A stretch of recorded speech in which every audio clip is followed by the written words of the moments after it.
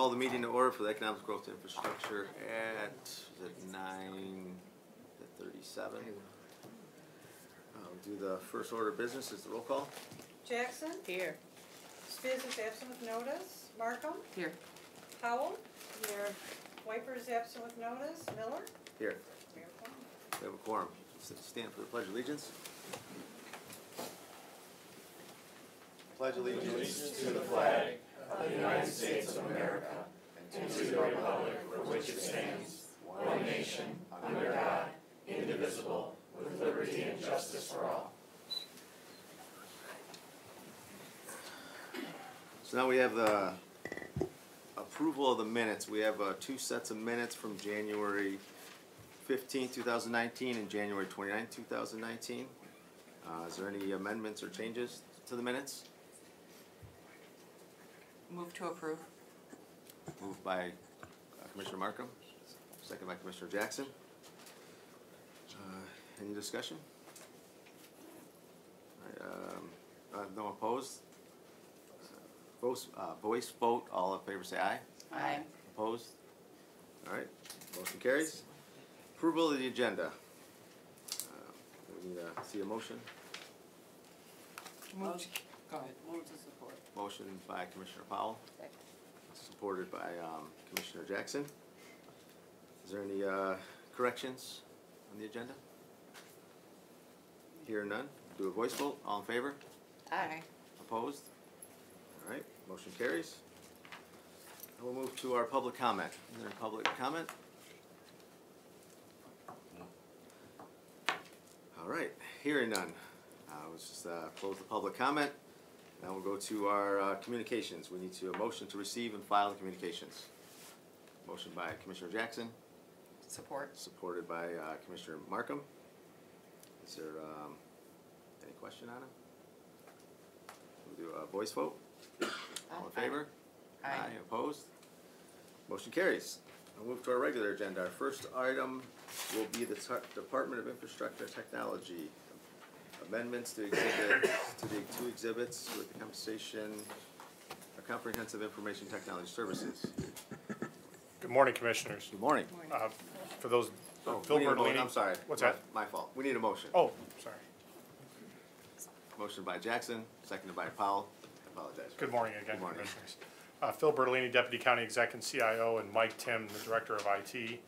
I'm going to turn it over to Mike. He's going to explain the contracts and what we're going forward with, and then we'll be happy to answer any questions. Good morning. Thank you, Commissioners. Good morning. This first, we have three contract that we're bringing, IT service agreement contracts that we're bringing today. And the first one is really edits, amendments to generic agreement and generic exhibits. So as we've talked previously, this IT service agreement allows us to provide services to entities within the county as well as outside of the county. It is a standard agreement that we've worked, really been in place for over 15 years. And the exhibits demonstrate specific services that we provide. And in this case, we need to update exhibits number 11 and number 12. And these are related to our ArcGIS product that we provide primarily to CVTs, cities, villages, and townships in the county. So we just finished negotiation with Esri, who is the vendor for this product. They're the market leader in this space, and we have been using Esri for well over a decade as our GIS software provider. We just entered a new agreement with them, and as part of that, there are some clarifications in the agreements with the CVTs, most specifically related to data that they're allowed, or more specifically not allowed, to include out in the Esri database. Examples of that would be PII, PHI, and CGIS data. That's personally identifiable information and personal health information. So we're looking at it from a cybersecurity perspective. Yep, thank you. And then also another addendum is to the data sharing exhibit, and that's exhibit number 12. And that exhibit, there was an update made so that if a CVT uses contractors, the contractors also have to sign an acknowledgement. So it's really procedural in nature. There's no real changes to the services. And again, these are just the generic agreements that in this first resolution, we're asking for your review and approval. All right. Questions? Commissioner Jackson? Thank you. Mr. Timms, you stated that they're procedural in nature, so it seems as though they are to provide protection and security, provide more. Am I correct there? The amendments are basically to get us in line with the new contract that we signed with Esri. And yes, they are procedural and security related, so that really we have the same controls in place with contract resources as we do with an employee of the city, village, or township. Okay, thank you. And That was- Commissioners, one other point of clarification too, the ArcGIS Online licenses are provided to the locals on behalf of our contract. So they don't have to purchase those, we provide them for them. In years past, GIS or Geographic Information System technologies, they were a little more expensive, so people didn't go forward with projects because they were afraid of the cost of the expense of the licenses. We have an enterprise contract that provides that for the local municipalities, so there are no more barriers for them using this technology. But to protect that, and back to the cybersecurity need, when you start putting data out there, you have to be very careful how you put that data out and who uses it, and that's what these amendments do. They take care of those issues for us. And one more thing, for clarification, you mentioned two acronyms, PHI and PII? Yeah, PII is personally identifiable information, and then personal health information. So when you talk about HIPAA or the federal regulations in regard to how you handle health information, PHI is the classification of someone's personal health information. So for instance, if a health department, or let's say someone at the local community was trying to do something in regard to immunizations, or they were trying to do something working with our health department, if they use any health data in that, it's governed under this, so they can't release it to the wrong people. HIPAA violations are very serious violations, which can be very costly to one organization. So we're making sure that all of our addendums meet with all of our contracts on how we handle data. Okay, and that's also what we're doing internally in the county. You bet. We're in the midst of an upgrade with PHI.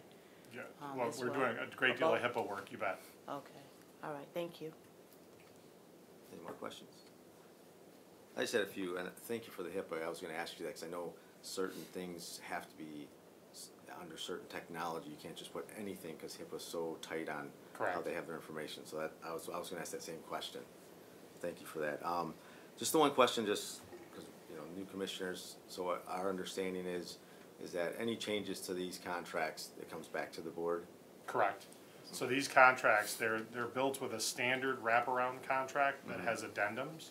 Any changes to these contracts or addendums have to come back in front of the board. Thank you. And then, just for a little more education, is just how come there's different services provided to the different groups? Yeah. The 13 here. Great question. The different municipalities and different cities, villages, and townships will ask for different services. So they may have some services that they provide as a local municipality, and they need us to help supplement some of those. So you'll see that some will take us for maybe 2 or 3, some will go across the board and want to use all of the services that we provide. That's truly up to the local level. We work in concert with them, so in many cases we'll help advise if they're running into a problem, especially on cybersecurity issues, and we've had several of those recently. We'll actually send people out and work with them to find out what their needs are, and then we'll consult with them. Well, we have addendums that cover that kind of work. Then there's also the issue, do they want to use our online payments, or do they want to go ahead and use our GIS services, or do they want pictometry, which is a interesting new flyover we did at the county that has oblique imagery, so they can actually measure the height of structures and do all kinds of unique things that they couldn't do before. Well, we wanted to make sure we had an agreement that since it's our license with pictometry, that if they're going to use it, that we have an addendum that specifies how they will use it and what they will use it for and the requirements around that. So each of those addendums are for different services, but it's totally up to them which services they would like to consume from the county. Okay, you spiked another question for me. So pictometry is how you say it? You bet. Is that done by drones? No, Okay. it is not. So what they did is when they flew, correct me, Tammy Shepard, our manager of application, she's my fact checker. But you know how before they used to do digital ortho photography where they'd fly over the county and then they would just have a look down Right. onto the earth. Well, now what they do is they fly at a different angle, and what they do is they get an oblique imagery or an angle look at everything, and then they rectify that to the picture on the ground, and they go ahead and they Craig, I'm gonna, Would you like me to step in a little? yes. Okay. Tammy Shepherd, Manager of Application Could you step to the mic, please? Yeah, I'm come on up sorry. here. So these are actually planes, and they fly very low. They have a special camera in the belly of the plane, and it actually shoots at all angles while it's flying over the ground. So, and they make a special grid, and they exactly fly that grid back and forth across the entire county at a very low angle, and they take pictures every few seconds. And then they seam that picture together into a single like view, and you can see basically it's kind of like 3D from a pictorial sense. Have you used Google and done their Street View where you can put the little man on the map Right. and you can see the facade of the building? That's what this is like. And the great part here is we did another enterprise contract at the county level. We went ahead and flew the entire county and provided it to all of the local municipalities on our enterprise contract. So they didn't have to go out and purchase this. We purchased it on behalf of them and provided it out to all of them. So they all now have this unique imagery that they can do a great deal of infrastructure planning and all kinds of other activities with it. Thank you. I just asked because Yeah. I'm going for my drone certificate right now, so that's, it spiked my interest. Well, when you said it's that. interesting, you know, drones as a technology, Right. there's so many different aspects of it. When they first came out, everybody said, oh, they're just for fun. But there's so many things that you can do with them now. I have a feeling you're gonna see a major spike in drone use in these types of efforts longer term. But right now, they still traditionally do it with planes. Right. Thank you. I believe, oh, the last one is, this just concern you, which I'm sure you figured it out, because it's concern for me, is how can we control the subcontractors or contractors that contract with this, that they're on the up and up to protect us? Yeah, like, you wanna, So, at the cities, villages, and townships, or what we use at the county? But with Or the, both? with our contractors that have these, their subcontractors have to sign on the same stuff that they sign on. Yes, and in many of our agreements where we're using subcontractors, they have to abide by exactly the same terms and conditions, and that's part of their contract. Okay. And that includes, you know, background checks, you know, fingerprinting and all of that for resources that have access to very sensitive data. So does that go through us, then do they have to send it back to the county, or do you just like entrust the, we work with the contractor? local unit on that effort, Okay. but it is a requirement. Interestingly, we've had some where someone has needed a great deal of our GIS data to do some planning for us, so it might be a private company Right. that's doing that. We'll supply that data, but then we have to ensure that that data is then deleted Okay, after so we go through an entire process with these contractors to make sure they're adhering to the rules of these contracts. thank you, that's all the Yep. questions I have. Anybody else? All right, so it's a motion? Oh, I'm Yeah, sorry, motion. I'm sorry, a roll call, that's my fault. Jackson, Yes. Markham, Yes. Powell, Yes. Miller. Yes, Motion carried. motion carries. Thank you, Commissioner. We have our second agenda item, is the Department of Information Technology, Comprehensive Information Technology Services with the Road Commission. Okay, thank you, We Commissioners. need a motion, so, Sorry. motion by Jackson, seconded by Powell.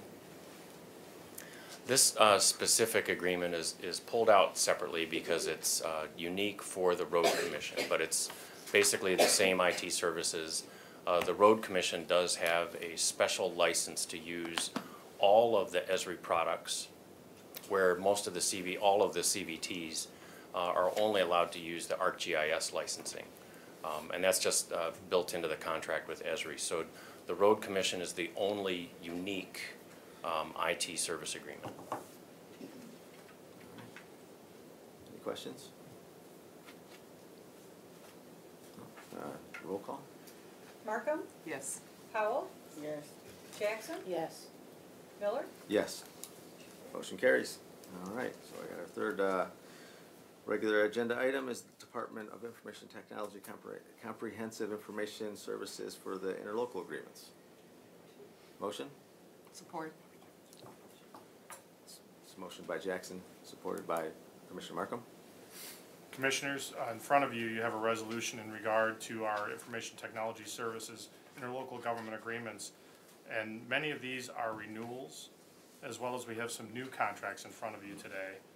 And these, you'll notice from the grid on the front of the resolution that a number of them are outside the county as well, and based on one of your previous resolutions about making sure that we bring those outside county ones back here for your approval. So you'll see them on the grid.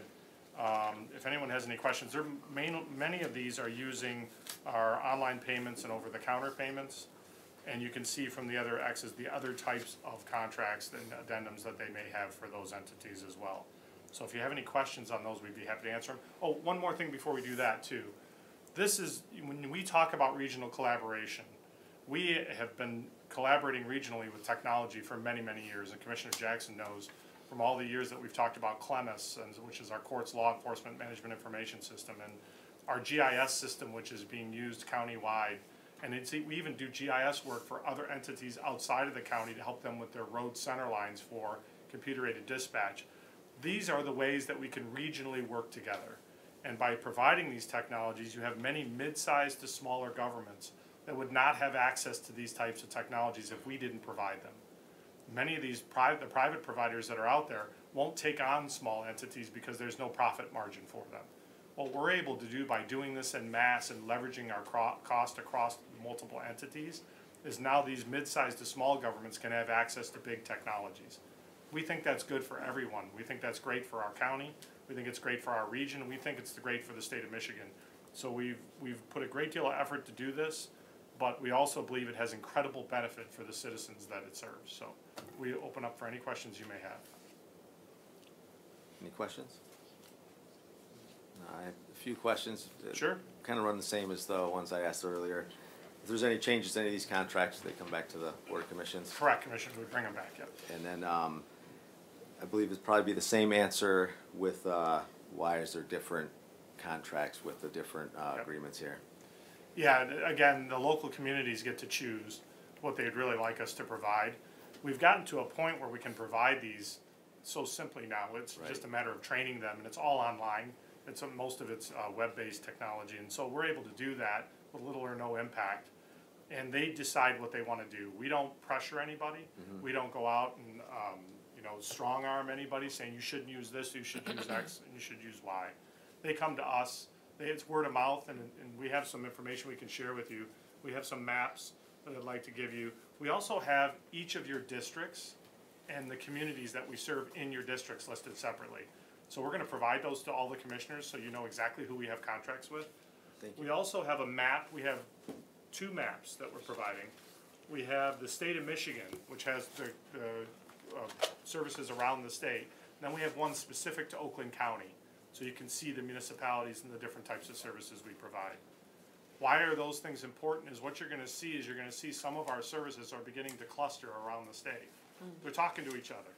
You have these mid-sized to small governments that need these technologies, so they're actually able to talk to each other. And all of a sudden, we'll get 2 requests from little counties up by Traverse City or up by the bridge. We'll get these, and they'll contact us, and it's a matter of us just simply training them, getting the equipment to them, and they provide the services to their citizens. So we're excited about the ability to move this forward.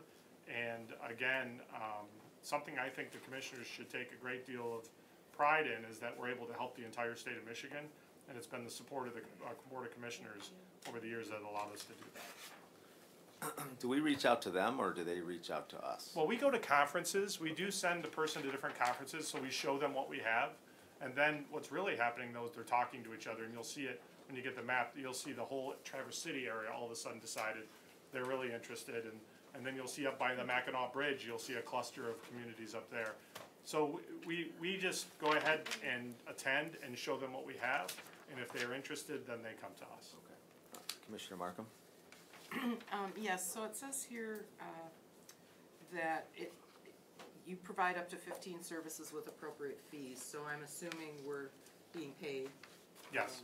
And So we're for- not losing money on this. Are we making money on this, or how does this work financially? Excellent question. Thank you, Commissioner.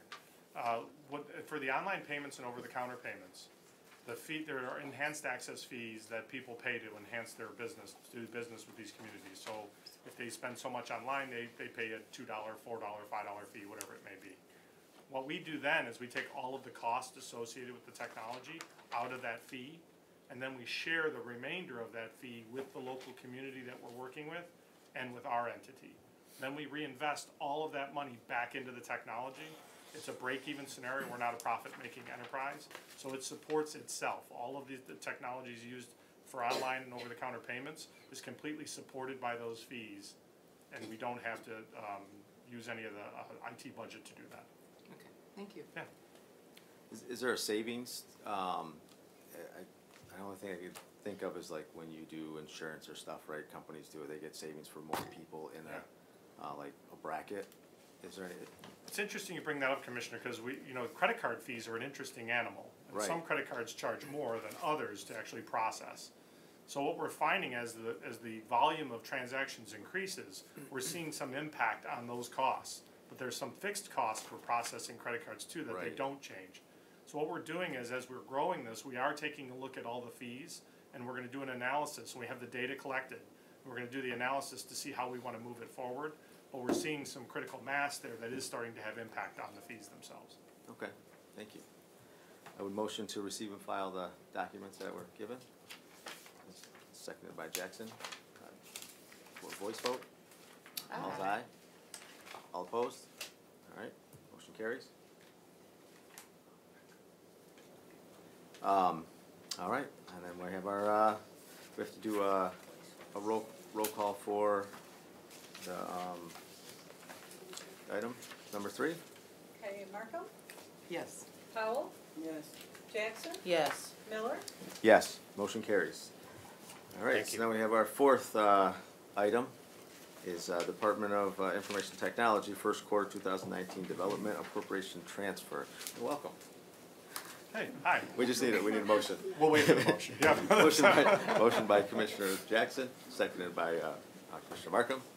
Commissioners, in front of you, and I'll go into a little more explanation than I normally do because this is the first time you're seeing this in front of this committee, but the IT fund is a proprietary fund. And what we do is when we provide services, we measure every hour of every day to the quarter hour. So we have a tracking system inside IT, our project management system, where we know every hour that's being worked, and we can attribute that to either support and maintenance, planned maintenance and upgrades, or new development by the people that we're providing it for. Then each quarter, what we do is we create an invoice that then goes to all of those departments. They review that invoice to make sure it's accurate, and then what we do is create a quarterly bill. That quarterly bill is brought back to the Board of Commissioners on a quarterly basis, hence the title. And then what we do is we get an approval then to transfer that money into the IT fund based on that billing. This happens every quarter. Now, also in your communications, which you passed earlier, you have an executive summary about the work that was also completed. So that executive summary ties to this quarterly billing. And we used to do that as an item as well, but it became more informational because really the quarterly billing is the actionable thing that we're trying to accomplish. This is very open and transparent. Chris Ward, who's your member on our IT leadership groups, actually gets the full report. I can't remember how many pages is it. 40? Yeah, 60 pages long. So he gets that full report. So if there's ever any questions, one, he's a resource. We're definitely a resource. So if you have a question about an individual project. But this is an open and transparent way to show the work that's been completed, who we're completing it for, and the cost of that work. And then we bring it here to the board to get approved. If anyone has any questions on that, we'd be happy to answer them. Any questions?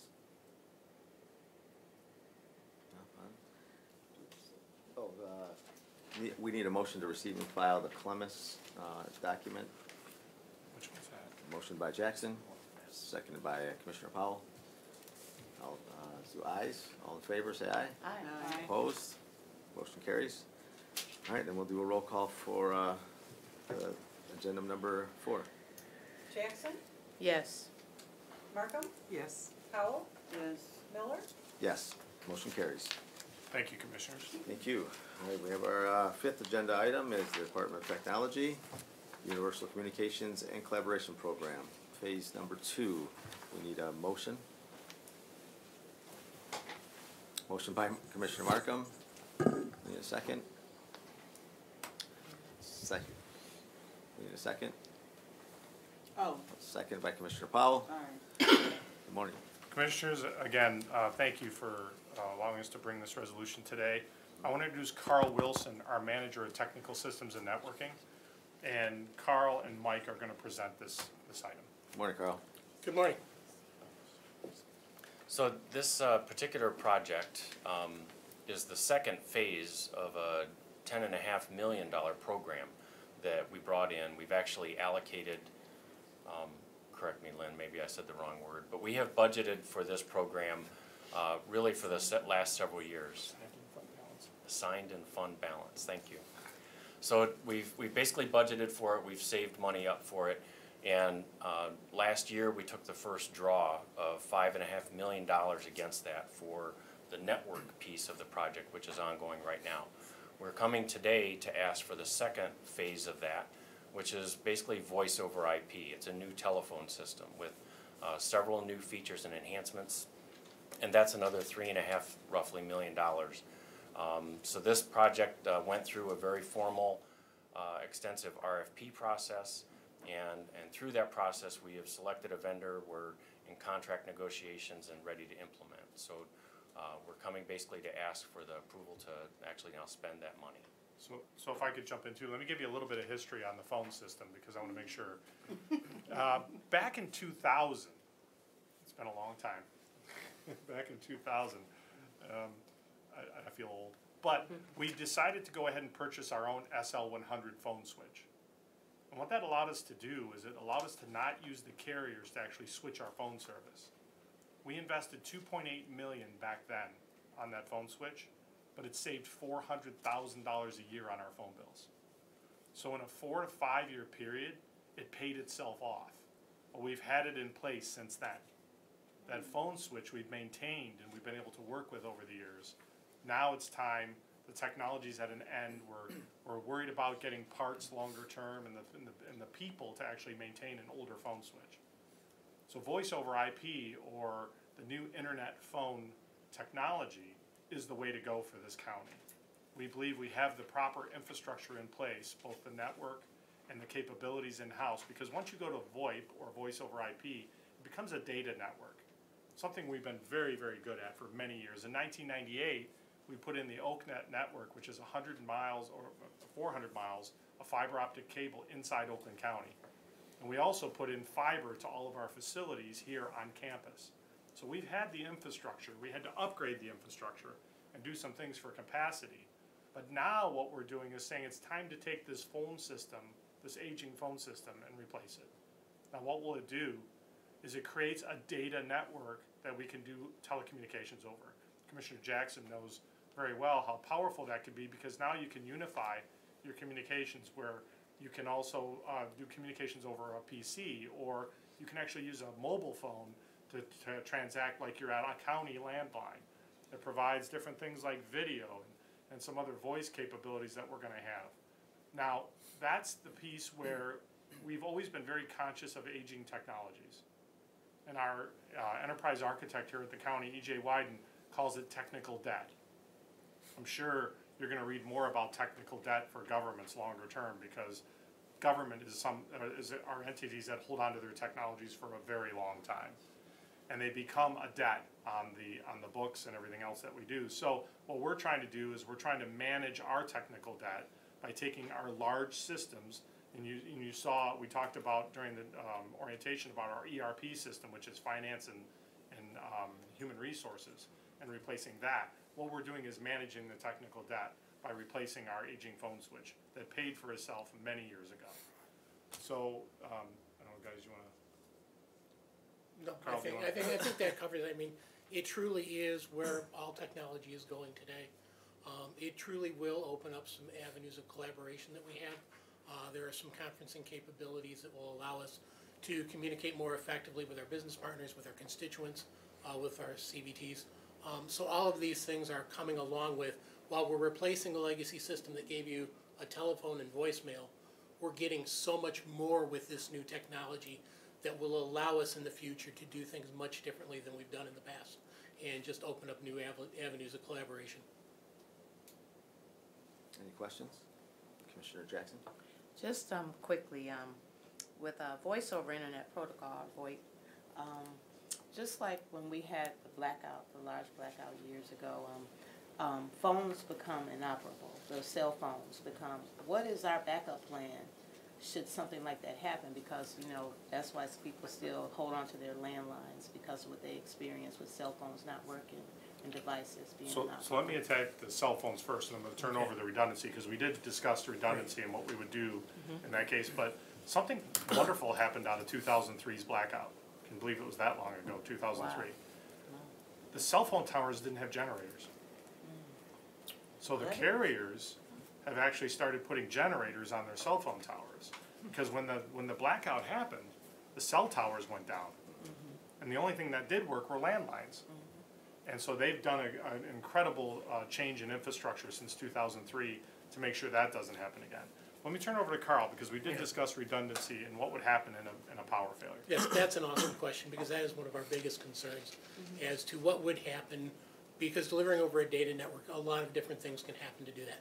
There are a number of activities that we are taking to do that. As Phil started to allude to, the infrastructure that is out there from a cellular perspective, all the investment right now is going into either fiber internet technologies or into cell technologies. So the redundancy and resilience of those technologies is much better than it was in 2003, and the cell will be a great backup. As Phil said, we're allowed to take a client and put it on a mobile phone, and so a mobile phone will be one of our backup plans, because we are doing this through as a service. And the data centers for this service are actually going to be delivered out of Cincinnati, Ohio, and Virginia. So even in a regional outage, we have redundancy that way. The phone, as long as you have a cell signal, will connect. For individual buildings, we also have site redundancy gateways. So if a building has a generator so that they can keep powering everything else in the building, we can also take a direct landline into that redundancy gateway, so that each of those individual buildings has that capability to fail over. We will be leaving a certain number of landlines in place for emergency services, the elevator phones. There are certain things we will keep some landlines available for, just to keep redundancy and communication available during any possible combination of outages. Thank you. That's well thought out and addressed. Thank you. Any questions? Commissioner Powell? What was that total number that you all are asking us for now? Of the 10, correct? So originally it was 10. Correct. And now you're coming back, we've already gave 5, right? Correct? Correct. Phase 1. Phase 2, y'all asking for? 3.6. 3.6 million. Oh, okay. And it comes It's from just different so many sources. numbers on Yeah. here, and I'm trying Yeah. to just make sure. But it comes from different sources as well. 2 million of that comes out of the telephone fund, which is, we have a special, so IT is made up of 5 funds. One of them is the telephone fund, or telecommunications. And that, the 2 million has been sitting there in fund equity getting ready for this replacement. Oh. So that money was planned for. I believe the general fund piece is Is 1.6. 1.6. Previously, it was 4.2 from the general fund with the first phase, and then the other 1.2 million came from remaining bond proceeds for infrastructure and facility projects. Okay. And just to expound on that a little further too, the estimates that we had for this phase came in at, we were originally estimating 3.7, we came in at 3.6. So for each phase of the project, we are still right along with the estimates we originally came up with back 3 years ago, and we are trending exactly along with those numbers. So the work that was done is proving to be very valid. And all of this is included in that total number of 10? Yes. Correct. Yes, we will be coming back to this committee sometime probably before the end of this fiscal year to get approval for phase 3, which will then be redoing the wireless throughout the campus and provide both wireless for the employees. Right now, we only provide what we call campus wireless, which is an internet connection for visitors to get out. We will be putting in both a private wireless connection for employees, board members, and those that have access to it, but then we will still have also the public access. So that is It'll the be third separated, phase though. that There'll will be two coming different through. networks. So that'll be an additional act, though, outside Yes. of the 10, correct? No, it's still No, inside the 10. that's still inside the We 10. just haven't come and gotten all the funds. Got it. There's about Okay. 1.6 remaining that we will be coming back for, to request that funding for the wireless project that's upcoming. So just to put in perspective, the first phase was to do redo all of our networking within the county. So if you go to a campaign slogan, we were trying to fix the roads. So all of the network that everything runs on, we were trying to put that infrastructure in place first. That was a prerequisite to both these subsequent phases. That project is now getting ready to roll out, and we're starting to convert buildings.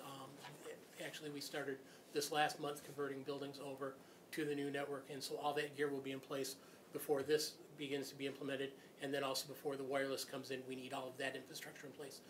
That's why the timing of these has come in the order it did. Thank you. Commissioner Markham? And that leads me to just a follow-on question. So when do you expect this whole process to be completed? So when we originally started, so we came to the board and got unanimous approval for phase one in the fall of 2017. We expected that to be a 2-year program. We may run a little bit over that, but we're going to be pretty close to having that done. So we will be done with that rollout probably by the end of this year. We expect this second phase actually to be about a 12-month project now. Originally it was estimated to be 18 to 24 months. Because we are doing this as a service, we do not have to put in the infrastructure for that, which saves us an enormous amount of time getting ready to deploy that. So we will be able to put in the voice over internet phone system. We should be able to do that replacement in about a year, so about 12 months. And then the wireless, when we start that, will also take us probably about 12 months to put that out throughout the county.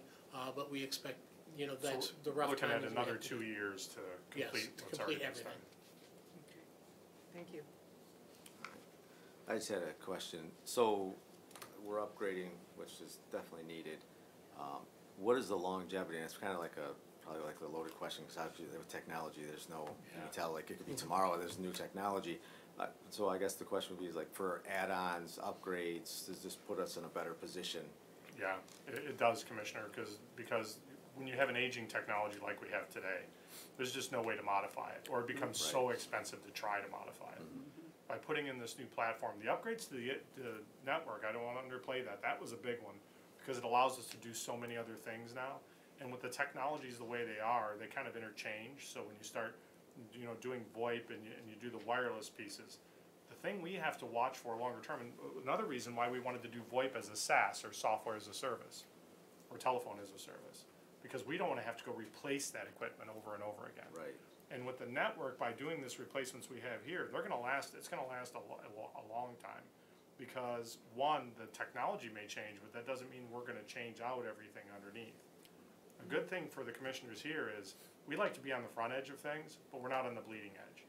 Because we realize that once you start going down the bleeding edge and investing money, you better be ready to continue investing money, because it changes every 6 months. Something different's happened. Oh, yeah. But this will give us a solid foundation to build on longer term. As services become available, we'll evaluate them and see if it's something the county can really absorb and do. And then we'll decide, come back to the commissioners and talk to you about what could potentially happen longer term. We're very careful about that. The other piece is it's very hard for employees to absorb a ton of change. We're putting in a new HR system, a new finance system, putting in a new phone system. We put in Office 365 a couple years back. We have more to roll out for capabilities in our internet or our software as a service, email service. You keep throwing that much change on the table, eventually people won't be able to absorb it. What I like is that we have a schedule now out for this 24 months for this system, that we can adopt the change as it comes forward, and that the people can actually use it to the benefit of the county. So our goal is not just to put technology in for technology's sake. We have to have it value add to the organization, and the people need to be able to use it to do their jobs better. So we're gonna be very careful with that longer term. And to add to Phil's comment about the add-on products and different things that can happen, one of the great things is, as a service, this vendor has already chosen to add on some specialized products. So the base system they're delivering also has some add-on products to help. They have a product called InformaCast, which is part of the package. We don't have to go out and purchase that. If we were doing this internally, we'd have to buy the base phone system, we'd have to buy all these add-on packages. They're already including that, which is an emergency notification system that we can use for county employees and different things. So we're going to be looking at how we can intertwine that and do that. They also do an enhanced 911 system so that it allows us to give more specific office location. I can say that Phil's office is on the 3rd floor of our building. and it'll be in this wing of the building, so that emergency responders not only have the address of the building, but they also kind of know the location within the building that they need to respond to. So for wherever the 911 is pressed. So these are things that are built already in this service that provide some of that long-term protection so that we don't have to make those investments. This is an evergreen system with some add-on products, and they're always looking to add to their service. So we will just take those benefits as they come. We get those at the contracted rates that we're already going to be paying. Excellent, thank you. And thanks for letting us know where Phil's office is. Yeah, good for Yeah. IT. No, so any more questions? Here, none, could we get a roll call? Markham, Yes. Howell, Yes. Jackson, Yes. Miller, Yes, motion carries. Thank you, Commissioners. Thank you, gentlemen. And I think that's it for our IT show Yes. too. All right, next agenda item, we have the Department of Essential Services for the fleet expansion, one vehicle. We need a motion. A motion by Jackson, seconded by Markham. Good morning. Morning. I'm Todd Burkle. I'm the Manager of Support Services, which includes the vehicle fleet. Before you today is a request from Facilities Maintenance and Operations for one vehicle that actually originated as part of the budget process. And this vehicle will be a work van for a painter. And I have Joe Murphy here from Facilities to address any questions on the actual usage of the vehicle you may have. We have any questions? I just had one question. When I was looking at the resolution, what are the operating expenses? I'm assuming it's like fuel. Fuel, and we bill a fixed rate for maintenance across the fleet of 20 cents per mile. Okay. And there is also depreciation for the first 60 months of ownership that the department has. All right, thank you. Any more questions? Commissioner Markham? Well, since I have you here, it's not really specific to this one vehicle, which obviously, you know, we need, and, but it's about the fleet in general. As I was reading about the fleet and how many cars we have and other kinds of vehicles, well into the high hundreds, almost 1,000. Yes. Do we have any plans to look at electrification of the fleet? Yes, and also have been looking at hybrids in general, and you know, the problem is there's no really good answer right now, and the infrastructure really isn't quite there for some of these vehicles. At some of the meetings that I'm at with the manufacturers, I keep mentioning to them, you know, an electric small van is something we could really use. I mean, we could use it for this instance, we could use it for our mail delivery, but right now, we're looking at it, I guess. Well, good, I'm glad to hear you say that. You have a friend in me over here, so. Thank you. And I would like to see us think about more charging stations on the campus to just get, I happen to have a hybrid car. Okay. I'd like to plug in when I'm here if I could. I think it's really a chicken and egg sort of thing. And so the more we in the county can do to move that conversation forward, I like it that you're talking to the manufacturers about different changes for the kinds of vehicles we might use, and I hope to see more of that, so thank you. We were hoping that E85 would take off, and we have tanks in the ground that can dispense E85, but it just never became a cost-effective option for us. It may yet, you know, I hope so. as things go forward, yep. So thank you very much. Any more questions? No questions, roll call? Howell, Yes. Jackson, Yes. Markham, Yes.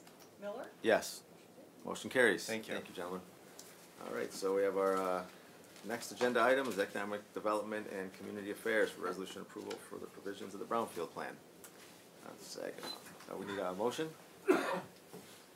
Motion by Markham, seconded by Jackson. Good morning. Morning. Dan Hunter, Deputy Director, Economic Development, and Brad Hanson, Senior Business Development Representative. It is with great pleasure that we bring this project to you under the Brownfield Authority. A long vacant 7-story commercial office building inside the Loop in Pontiac. I think most recently, often the building is known as the IRS building because they had an office in there. Right across, just due east of the Amtrak station. And so there is a developer who is looking to convert that back into office and commercial space. For some of the highlights, I'll turn it over to Brad on the Brownfield plan. And we're happy to answer any questions. Good morning. This project itself is on 1.3 acres in the city of Pontiac, as Dan mentioned, the location. Historically, dating back to the mid-1920s, there was a gas station and service center on site, and that lasted until the 1950s. So there is some petroleum and heavy metals in the ground, so it makes it a facility. Facility is a contaminated piece of property. However, this actually hits all three categories of brownfield, as it is also functionally obsolete and blighted. So it's definitely a brownfield site in the core of downtown Pontiac. The current taxable value is $0, just because Mr. Meisner owns the Treasury Department. They're working on with the developer to sell it to and redevelop it. The estimated projected taxable value is $245,000 after it's completed. It's a complete renovation of the 145,000 square foot, 7-story building. Hopefully they're working on marketing it right now to try to get some tenants in there. They're also trying to look into a component of a coffee shop or something to handle the workflow that's coming to the building for eatery and breakfast coffee. Eligible capture for the redevelopment is just over $3 million.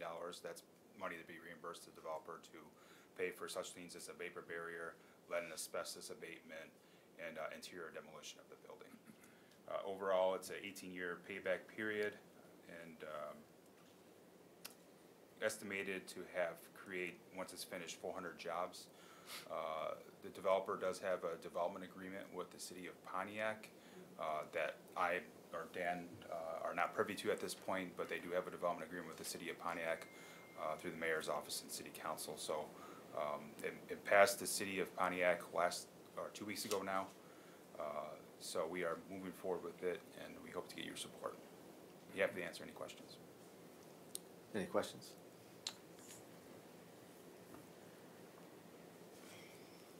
Commissioner Oh. Jackson? Oh, go ahead, no, you can go. This sounds like a good deal. I was just curious, it's a 7-story building, but it had hazardous petroleum at the Yeah. base? Prior to the construction of the building, there was a gas station on the site. Okay, And so there was a little bit, there's some soil contamination. okay, so that's how it got there. Yes. Back when the building was built, they didn't have the same standards as we do today, so they just built over it, basically. And so now that they're doing it properly, or up to today's standards, they'll be removing it and putting a vapor barrier and make sure the building's protected. Okay, thank you, that answers my question. Commissioner Powell? I just have a question, the jobs that you all are predicting, is that from the developer? He's That- predicting that these jobs where, do you all kinda understand where he's pulling these numbers from? Yeah, the developer in part is Wallbridge. They're, a major construction firm. I think they estimated about 90 construction jobs for about a year and a quarter. And then based on the square footage of the building of 145,000 square feet in standard office, they're estimating about 400 full-time employees in the building. So that would be a real anchor for the south end of Pontiac there. And you all said that they are complete with the city of Pontiac with this. Correct. That is a process with our local government. Yes, we are completed. Actually, this is, the reason for this being an amendment is we originally passed this project at the Brownfield Authority in May, I believe. And we had one of the caveats in our OCBRA resolution was the city of Pontiac passed it in a certain amount of time. Well, it didn't hit that point, so we had to go back for amendment. But at that point, they had some more concrete numbers, so that actual numbers changed a little bit in there. That's why you see some different numbers with the amendment. But yes, we got completed with the city of Pontiac process, and we're actually I'm actually meeting with the state tomorrow at both MEDC and MDEQ. They're going for, you have to go to the state to get the state portion of the brownfield taxes, so we're meeting with them tomorrow to start that process. Any more questions? Commissioner Markham?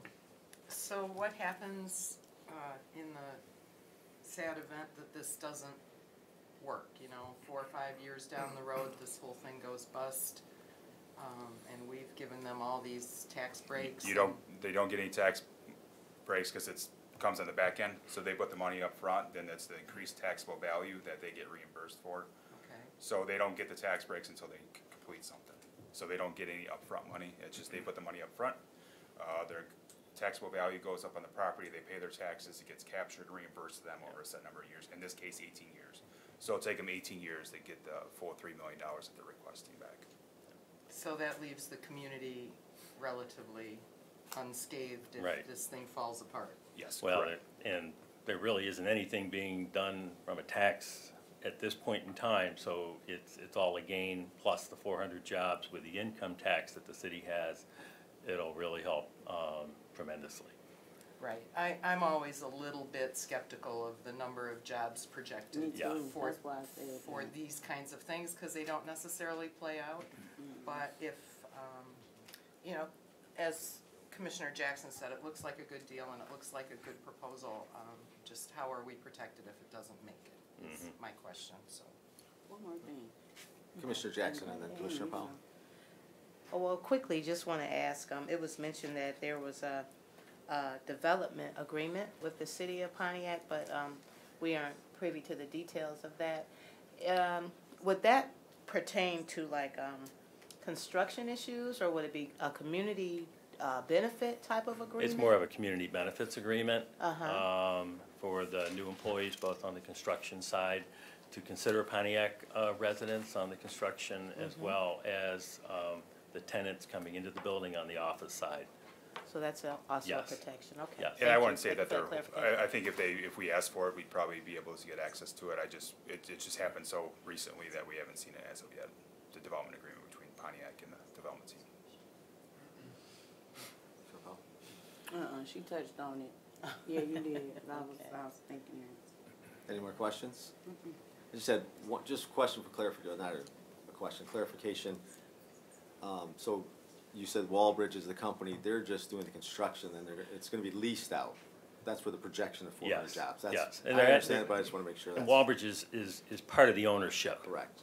not the entire owner, but part of it. Right. Thank you. Any more questions? Roll call? Jackson, Yes. Markham, Yes. Powell, Yes. Miller, Yes, motion carries, and we'll set a public hearing for March 14th, 2019 at 7 o'clock. Great, thank you very much. Thank you. So now we have our next agenda item is Department of Economic Development and Community Affairs for recommendation of the board for approval of the No-Haz interlock agreement. Did I say that right? Do we have a motion? Motion, moved by Powell, seconded by Commissioner Jackson. Good morning. Good morning. Thank you. My name is Brett Razzig, and I'm the planning manager, and this is Whitney Callio. Whitney's principal planner that manages our No-Haz program. For those of you that are new, No-Haz is a household hazardous waste collection program that we operate on behalf of, in 2019-18 local communities. It gives those residents the means to safely dispose of household hazardous waste like paint and computer and electronic items and batteries. And we contract with a vendor that properly disposes of or recycles those materials. So before you today is the interlocal agreement between Oakland County and those participating communities. I would, if I could, like to mention a few highlights from last year. We had held five events. We had over 4,300 participants in those collection events. We collected 660,000 pounds of household hazardous waste.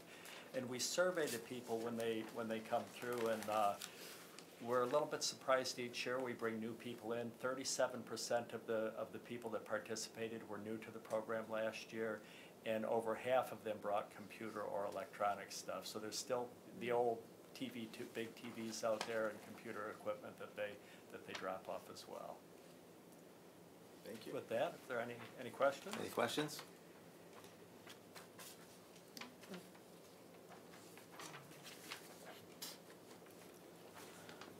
Commissioner Jackson?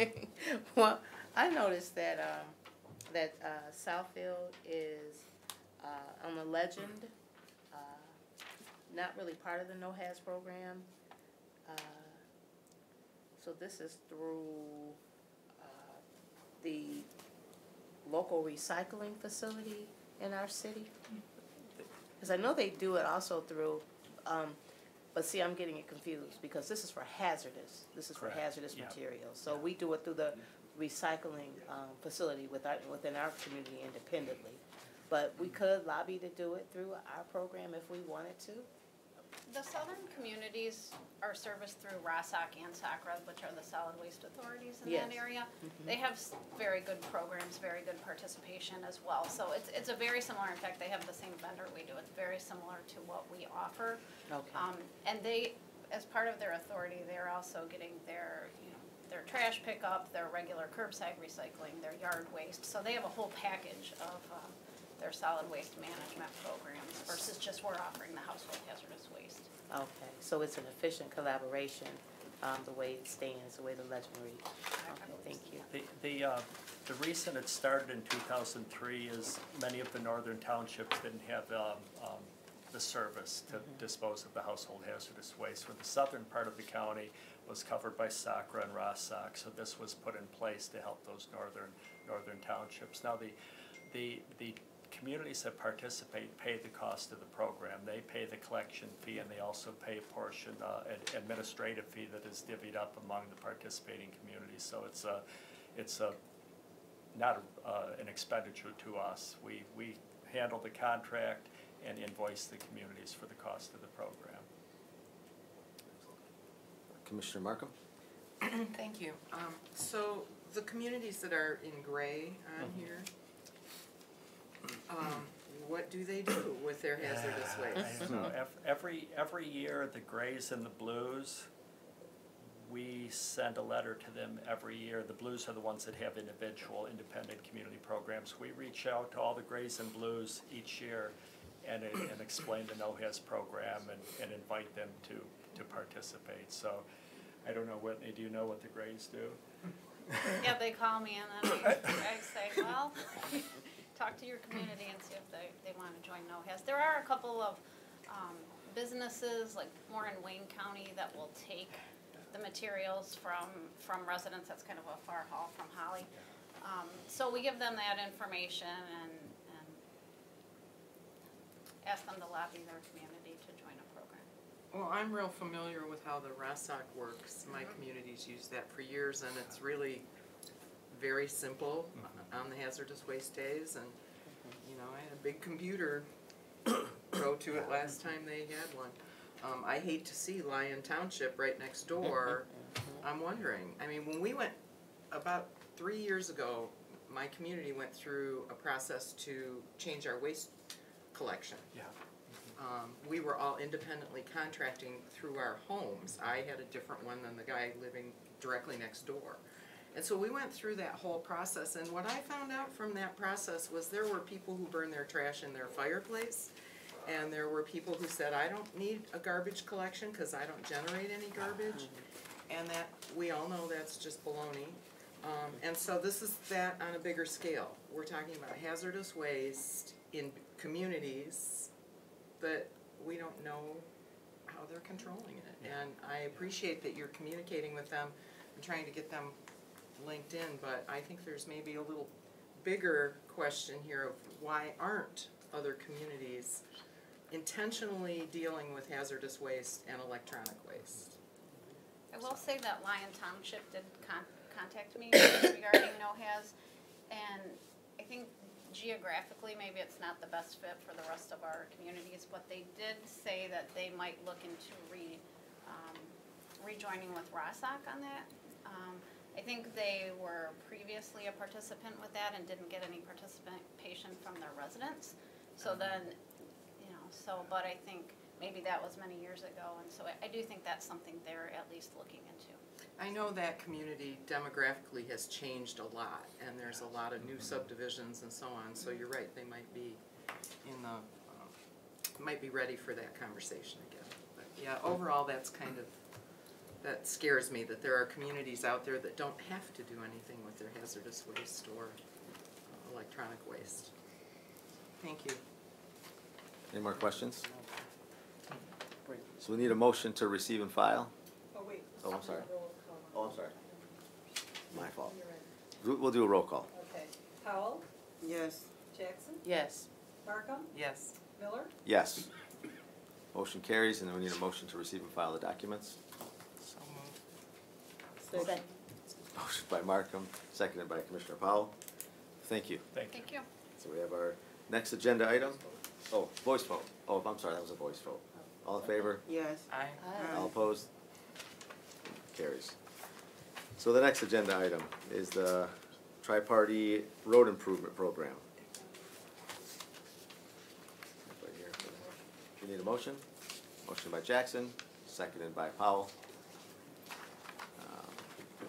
Any questions? You want, do you need a rundown of Do we have any questions? No questions? I don't think we have any questions. We just need a roll call. Okay. So Powell, Yes. Jackson, Yes. Markham, Yes. Miller, Yes. Motion carries.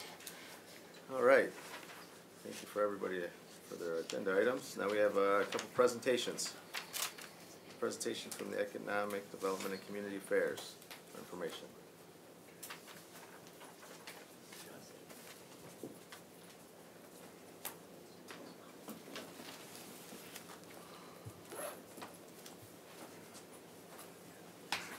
Good morning again. Good morning. Brett is going to go through a few of the programs in the planning area. So over the course of the next 3 or 4 months, we'll continue to do informational updates on parts of economic development and community affairs. As stated earlier, like Main Street, Oakland County, and our One-Stop Shop Business Center. We want to drill down a little bit, 10, 15, 20 minutes, and provide you with the information on some of our great work. So for today, it's a few of the programs in the planning area. As previously mentioned, the NOHAS, some of the work in land use, and also we participate with Oakland Schools in a Green Schools program that's been very successful. So with that, I'll turn it over to Brett, and he has staff here with him. Should there be any questions, Whitney Callio, you met previously, Scott Cree, who is a land use planner, and Ryan Dividock, who is a little bit of everything planner. So go ahead, Brett. Thank you. I'd also like to introduce the Deputy County Exec, Dr. Meyer, and Deputy Director Mike McCready, and my boss, Dan Hunter, and all of you. So I'm in front of everyone who controls me right now, so let's hope this goes well, okay? The planning group within the department provides various types of programs and services to local communities, and we focus in 4 areas: land use and zoning, historic preservation, commercial revitalization, and environmental stewardship. In a nutshell, what our programs and services are about are to enhance and preserve the diversity of place in Oakland County. We have 62 communities. They're very different. There's some outstanding urban downtowns, and we have some very pristine natural areas and everything in between. So our programs are targeted toward that goal. We have 11 specific program and service areas, and like Dan said, over the course of the upcoming months, we'll be in front of you with all of those.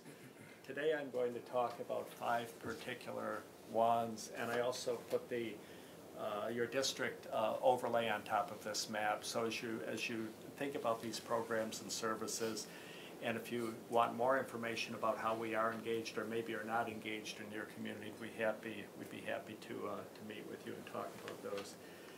The first one is NOHAS, the one that you just approved the interlocal agreement with, so I'll move through this one pretty quickly. It's a means to dispose of household hazardous waste. It's not business waste, it's not a commercial painter, it's not contractors, it's not industrial waste, it's only for household hazardous waste. You can see on this slide the types of materials we accept: electronics, paint, batteries, aerosol sprays, antifreeze, things like that. We had a couple years back, we had a lady show up with a pickup truck, and she had a garbage can full of fuel oil in the back of the pickup truck, so that was a tricky one to unload of. So far, 6.3 million pounds since 2003 has been collected. This is the map we looked at a minute ago. The green ones are in NOHAS and the grays are not, and we'll reach out to them again this year, Commissioner Markham, to include them. Here's our collection events for 2019. We have 5 events scheduled for this year, and we have 2 set for the Service Center campus. We had 1 at the campus last year, and it worked very well. Just the circulation of the vehicles and the dumpsters and all of that. To give you an idea on how these work, the vendor sets up probably a half a dozen dumpsters and brings in anywhere from 20 to 40 volunteers that unload the stuff from the cars and sort it and properly stack it so it can be shipped away. Staff come and sign everyone in that drops materials off and do the traffic directing cars. So we can have as many as 1,500 cars come through on any particular event. The next area, the next program areas are land use, maps and data. We provide a number of map and data products that are used both by other county departments and also local cities, villages, and townships. We have land use that's compiled annually, and Ryan Dividock manages this program based on parcels. So this gives you a snapshot of how the county is currently developed. We also provide that information to the communities in the form of charts and tables so they can see how it's broken down. And we do similar type of analysis with their future land use plans, and this allows us to compare existing land use with what's proposed in the future, and the local communities can do that as well. I happen to pick out the city of Farmington for no good reason. I'm not sure whose district that is. That's mine. And we have good choice. we have this data also at the local city, village, and township level. And what we do is we provide this to the local community at no charge and to their consultant at no charge, so it can save them some money doing this base level of inventory if they choose to use our data. And this is all enabled through the county GIS program through IT. We have the charts for the communities as well. This is a snapshot of our county website, and I wanted to focus on some maps that Ryan also handles related to development authorities, various authorities that have the ability through state law to capture county tax. This map shows the locations of the DDAs, the CIAs, the LDFAs, and the brownfield authorities, and the tax income and finance authorities in Oakland County. So there's a number of these throughout the county, and with each one, there's a corresponding map that shows the parcels that are included in that tax capture authority. I'd like to mention Ryan specifically. Many times the communities come to us because Ryan has better maps of their districts than the local communities do. So it's quite a task, and he works closely with Dave Heber's staff in equalization to maintain these maps.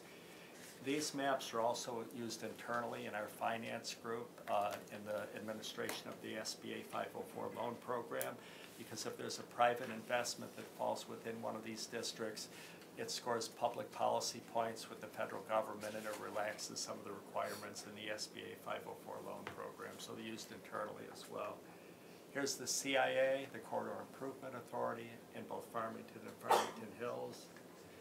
The next program, and this is Whitney's, is Green Schools. This is something that we've been involved with for a number of years now, and it's a program put in place by 2 state laws, and it's designed to recognize school districts and administrators and students for their environmental activities.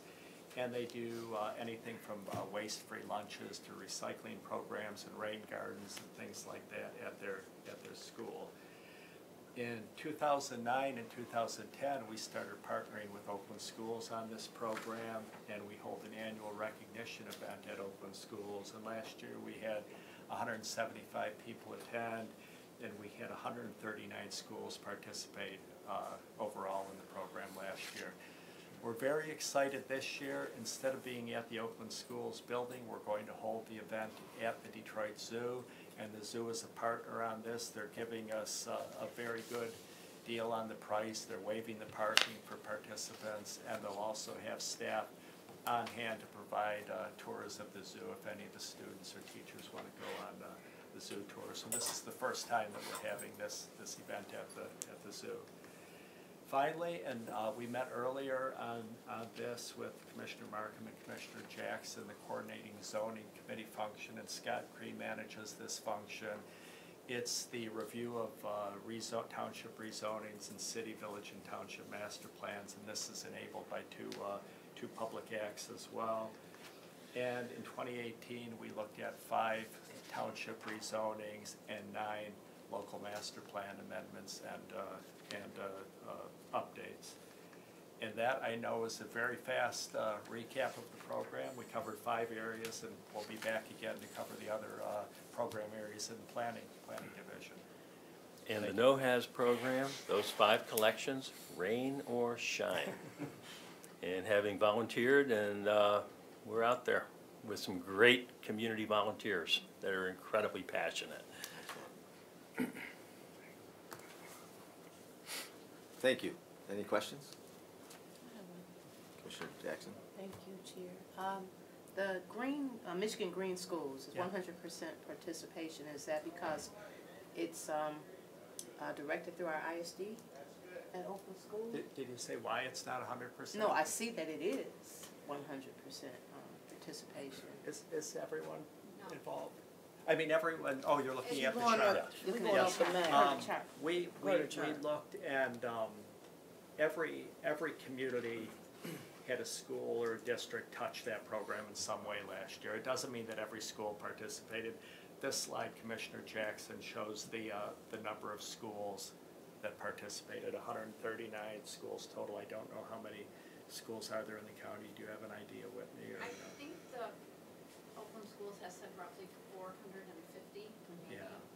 I didn't mean individual schools. I meant Okay. like cities, townships, or villages.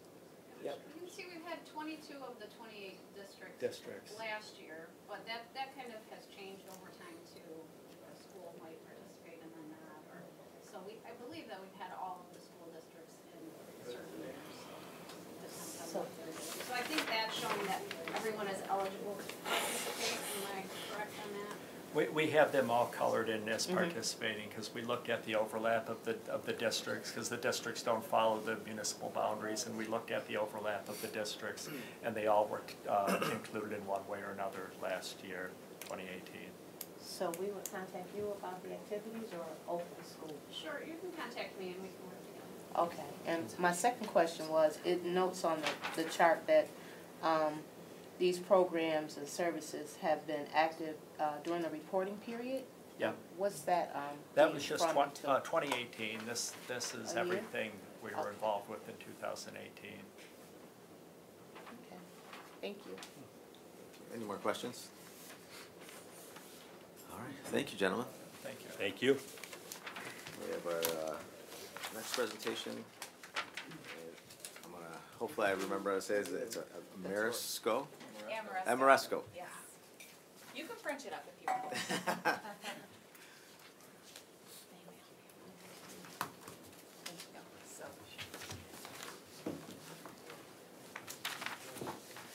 Morning. Good morning.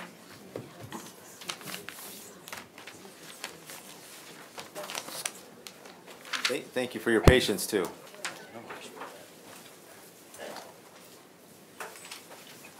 Sure. Should we wait for a motion? Yes, 1 minute. I learned my lesson. For-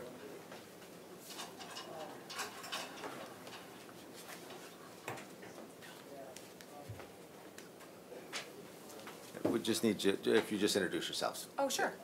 Yeah, so my name is Krista Nesbitt. I'm the account executive for Michigan for Ameresco. And today, I'm Jeff Metcalf, Regional Vice President for Ameresco. Morning. yeah, so thank you all so much for having us. I introduced myself at the last board meeting and was approached by Commissioner Markin, thank you, and also Commissioner Miller. So thank you very much for the invitation to be here. I'm very happy to be here. So I was asked to give an overview of what Ameresco has to offer, and that is a really big ask, especially if we only have 7 minutes. So we really, we're an all-encompassing energy company, and we'll get into that, but I wanted to just explain a little bit about my history. I was raised in Oakland County. I am a current property owner and homeowner and obviously employee in Oakland County. So that top left, that's my house that I grew up in Troy, right on Limerick Lane. And I attended St. Hugo the Hills. And then in high school, we moved up to Clarkston. So I actually went to Bishop Foley for a year, and then I transferred to Marion, long story. And then I didn't get kicked out or anything. But then just logistically, it made more sense for me to go to Clarkston High School. That's where I graduated from. And then I went to Oakland University. So I am fully ingrained into the community here. Most likely, if we play the name game, we'll probably know some similar people. But I care about the success of the county, and very, very just can't tell you how happy I am to be here. So a little bit about Ameresco. We are a publicly traded energy solutions company. We're publicly traded on the New York Stock Exchange. We have over 1,000 employees. We've done a lot of energy infrastructure business, saved a lot of money for our clients. We think that we could be a valuable partner for Oakland County. So industries we serve, they range anywhere from K through 12 all the way up to counties and actually federal government. Big benefit to our clients because we gain a lot of knowledge when working in all of these different industries, and so we can bring specialty kind of information to all of our clients regardless of what industry they serve. So the nice thing about Ameresco is we are completely independent. So, unlike a manufacturer of a certain control system or something, we're able to cater the project around the client's needs and goals. And that's different than most companies that you may work with. So, never would we try to pigeonhole you down a certain road to, X a box on my budget, for example. We definitely want to partner with our clients and have long-term relationships and really maximize the savings that we can regarding anything energy related. So we are completely comprehensive, and we can look at any avenue. And we'll talk a little bit about that. So a couple case studies we'll go through, and I'm going to have Jeff speak to these. So there's not a lot of counties that look like you in Michigan. So we tried to pick some projects that are similar in scale and scope to you guys that we've done. And we've done, as Krista mentioned, a little over $6 billion worth of energy solutions work, almost $1 billion last year alone. So we're a quickly growing concern as well. So Franklin County is the county around Columbus, Ohio, and we've done several phases. This was downtown buildings. We put some solar on a couple of parking garages for them. We did energy efficiency work that paid for itself with the savings. Performance contracting work there. Some complicated integration with other work that they were doing with building automation and controls and some other things. So. Just one good example. We'll share a couple more here quickly. Hamilton County is the county around Cincinnati, Ohio. So we've done 5 phases there. We're just finishing up the Cincinnati Reds ballpark project, where if you watch a ball game now, the LED ballpark lights were installed by our company. And we've done a lot of projects in the buildings. Corrections facilities were a big part of this. They have a lot of really large energy consumers. We've done a variety of things for them. So I think the point of some of these examples are every project that we do is different depending on the individual needs of the community that we're dealing with. We'll keep going here.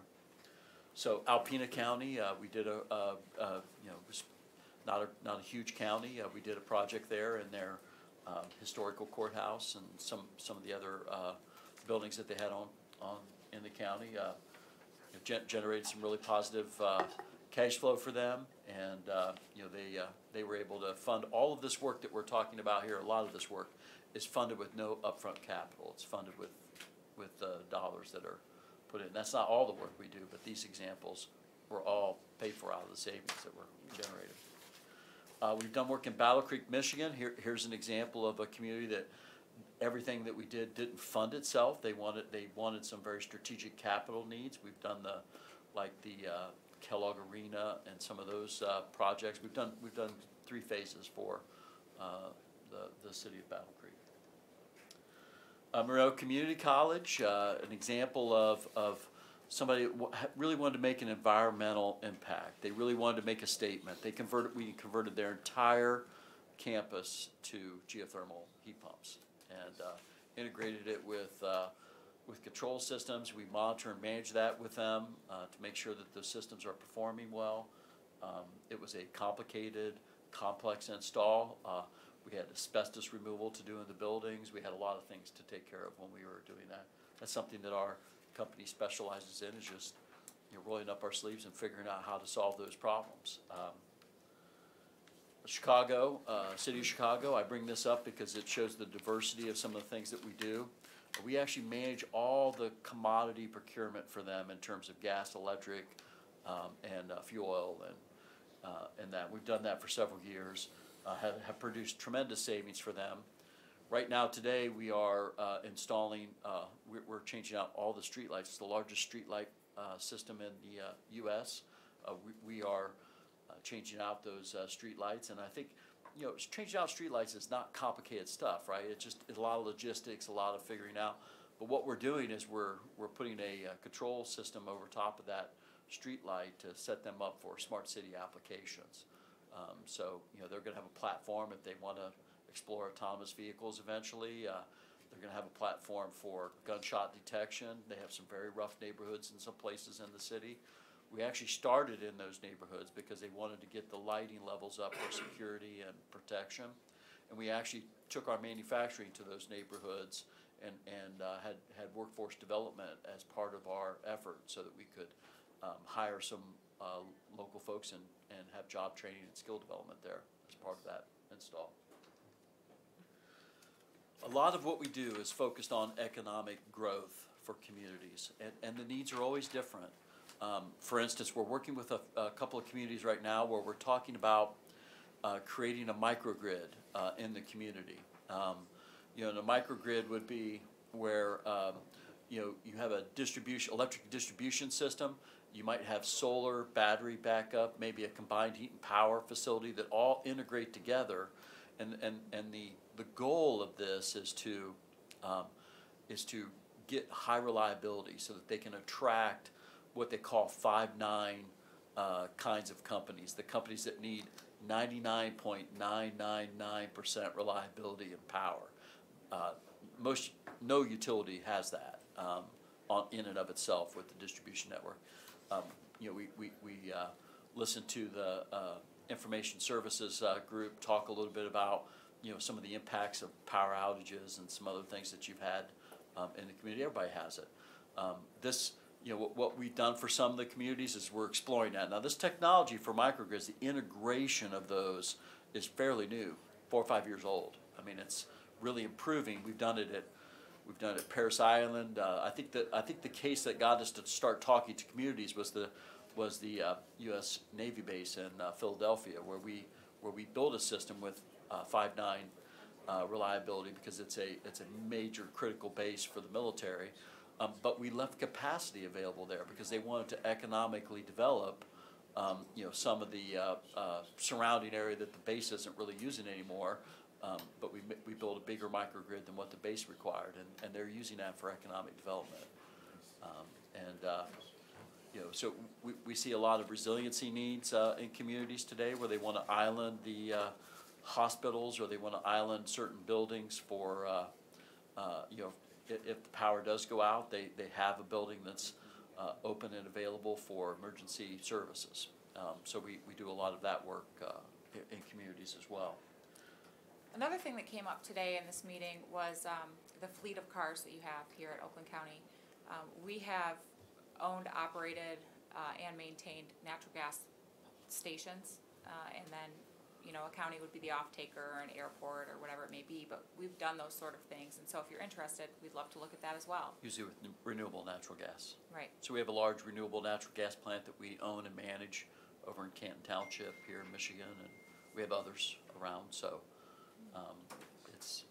you know, again, what we do is usually specific to the community, right? So it's different based on the needs. Right. So really, I mean, just to sum it up, we really want to learn more about Oakland County's goals, and I think that it'd be great to have a next meeting and really sit down and talk about some of the things that you're already thinking about, and maybe we can figure out kind of what a roadmap would look like to see what we can gather and figure out what the opportunities are, because I think we can agree that there's definitely opportunities to save energy and save money, and that's very important. And we've had a lot of success doing so with communities your size, and so with that, do you have any other comments before we open it up? I think we're good. We'll take questions. Yeah, Commissioner Powell? So you all are here to give a presentation to open up a meeting or dialogue with the commissioners or with the Economic Development Department? Yeah, I think it would depend on where you guys see that fit to be, right? I mean, it's, as I said, you know, if you want to look at the economic development approach, there's a discussion to have there. If you want to look at what we can do in your facilities and in your fleet, and all, I mean, it would be multiple discussions. Multiple different Yeah, departments, probably? But most of the time, when we are working with a county of your size, we start with the senior administration, and generally then we have various meetings with department heads in order to discuss and explain, you know, what the opportunities are, and then we allow those discussions to guide what we end up doing So I have a with the question, community. another question. Yeah. Mr. Meyer, can I ask him a question? Is it okay to ask? Okay. Is this even something that's feasible to even start a discussion on? I'm not into wasting people's time, so I'm just trying to ask, is it for them to even have a meeting? Is it something that we're looking visually, future-wise, to even have a focus this way? Of something of their caliber? Commissioner Paul, that's a good question. I just had spoken to Art because this is an interesting concept, and I just asked Art if he had been involved in the past in evaluating companies that come as a discussion of energy management, and he would be happy to meet with them and bring back a report as far as a larger consideration for the commissioners to engage in. Okay. Yeah. My department handles the energy management for the entire complex and our off-campus buildings as well. We're using alternative energy suppliers to provide electricity and natural gas to all of our buildings. So we get rates that are 30% or so below what the standard commercial DTE and that kind of consumers rates are, for example. So what that does is when we look at an energy alternative that's designed to save costs, because we're already 30% below normal rates, the cost savings are much less than what another company or another government might receive in terms of benefits. So many times in the past, when we talk to vendors, the projects really don't benefit us much. If it's performance contracting or a large capital investment fee project, the other option we have as a county, since we're a AAA bond rated company, is that we bond for the project ourselves rather than doing a performance contract. So that's why a lot of these large projects haven't been pursued in the past. So, but again, I've talked to several companies. I've not talked with Ameresco before, but talked to several companies over the last 10 years. I haven't talked to Ameresco yet. Okay. I think it'd be good to have a drain commissioner and yourself to meet with them. Sorry, the drain commissioner? Yeah, Commissioner Nash. Water Resource, Water Resource Commissioner Nash. Okay. Any more questions? No, that was it for me. Thank Mr. Markham. I just have a comment, and that is to really everybody in the room. I think that we have a long-range duty as a government looking at energy efficiencies and moving ourselves off fossil fuels in the future. Trying to move away from that. I think the whole country is, thinking about that long term. So I appreciate groups like yours. You came to our commission meeting and said some things that were interesting, and I like the idea of looking at what other communities have already done and seeing if it's applicable to us, so thank you for your examples. And I look forward to working, with the administration on what should our goals and objectives be, and where can we most effectively spend the money going forward to get more energy efficient and, drive the county in a direction that's a good leader for the whole region in this area. So I look forward to that, and I'd like to be included too when some of those discussions take place. That would be okay. I was just gonna suggest you be involved in that meeting. I'd like to. Thank you very much. I just had a couple of questions. Oh, Just, we have done a tremendous number of what we. could you wanna come up to the mic? Please. Okay, if I just. Yeah, oh yeah. We have implemented over the last 9 years, since I've been director of facilities, a variety of energy-related projects. We've reduced our overall energy footprint by 15% here in our buildings. We've implemented energy management procedures to not only save energy, but also increase our safety. So, for example, when I first became director, a lot of offices had personal appliances, microwaves and floor heaters and things like that. Well, floor heaters are notorious for starting fires, so we got rid of all of those, so that also saved energy as well as improved fire safety. But anyways, I've got a whole list of what all these projects are, and I'd be happy when we do meet to share what those are. Thank you. Any more questions? I just had a few quick ones. I do appreciate the workforce development you did in Chicago. Right. Actually, my sister's neighbor, she actually worked with you guys on replacing the lights and stuff like that. Great, fantastic. Question is, do you guys work with residential? We do not. No residential? We're strictly in the commercial, industrial, and municipal space. Okay. Then the question on, in the Alpena, Michigan, the HVAC building automation, that, Yeah. my field of work, I was just Sure, wondering, sure. what was that expansion? They basically just had no control system in their buildings at Okay. all. I mean, they were running it with thermostats, and Right. they had no remote access to it, so we installed the system. Oh, excellent, that's great. Try to use open protocol so that they can decide what they're gonna do. Yeah. And then your geothermal, was Yeah. it well or was it the tubes? No, it's, we drilled wells, but it's a Okay. closed loop system. All right. It's closed loop geothermal, yep. Also, if you're ever interested in seeing that, I know they would love to show it off. It's Okay. really cool. So if you ever want to meet me down there, I'd be happy to go. And but I encourage you, if you're interested, to reach out to any of those references that I've included in the presentation. We can provide more. Yes, we Appreciate could. that, yeah. Yep. Yeah, I might take you up on that. One of my Okay. good friends did it in Farmington Hills on his house, actually. Oh, cool. Yeah. Yep. All right. Any more questions? We appreciate you guys coming Thank out, you. and thank you for your time. Thank you. Just want a motion to receive and file the documents. Motion by Markham, seconded by Pump. Do we get that? Oh, you read that. All right. So it's moved and seconded. All right, all in favor? Aye, opposed? All right, carries. Any other business? Hearing none, we just do adjournment. Just adjourn. Yeah, no objections? Thank you.